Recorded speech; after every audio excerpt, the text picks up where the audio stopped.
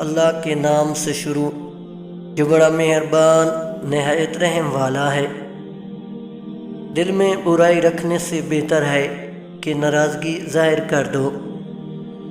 حضرت امام علی علیہ السلام نے فرمایا، میرے بارے میں دو قسم کے لوگ تباہ و برباد ہوئے، ایک وہ چاہنے والا جو حد سے بڑھ جائے اور ایک وہ دشمنی رکھنے والا جو عداوت رکھے۔ پاکیزگی انبیاء کے اخلاق میں سے ہے۔ وقت جب فیصلہ کرتا ہے تو گواہوں کی ضرورت نہیں پڑتی۔ سچا شخص نجات و کرامت کی بلندیوں پر فیض ہوتا ہے۔ نصیحت وہ سچی بات ہے جسے ہم کبھی غور سے نہیں سنتے، اور غیبت وہ بدترین دھوکہ ہے جسے ہم پوری توجہ سے سنتے ہیں۔ چیخیں گے ہمیں بھیج دو دنیا میں ایک بار، سجدوں میں پھر گزار دیں گے ساری زندگی۔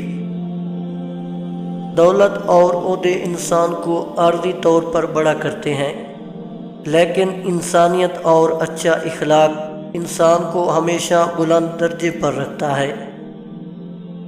جب آپ وصیت لکھنے بیٹھیں گے تو آپ کو پتہ چلے گا کہ واحد شخص جس کا آپ کے مال میں کوئی حصہ نہیں وہ آپ خود ہیں، لہذا جتنا ممکن ہو سکے اپنی زندگی میں ہی آخرت کے لیے ذخیرہ کر لیں۔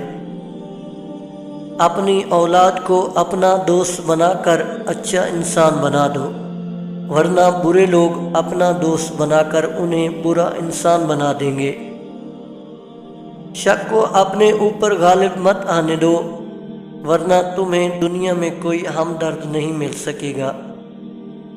اگر تنقید ہی کرنی ہو تو نرم لہجے میں کریں، کیونکہ نرم لہجہ ضمیر جگاتا ہے جبکہ سخت لہجہ انا کو جگا دیتا ہے۔ دنیا کی فکر مت کرو، کوئی قبر میں آ کر تمہارا حساب نہیں دے گا۔ آپ کا خوش رہنا ہی آپ کا برا چاہنے والوں کے لیے سب سے بڑی سزا ہے۔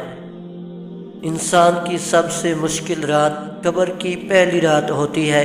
یا اللہ ہمیں قبر کے عذاب سے بچانا، آمین۔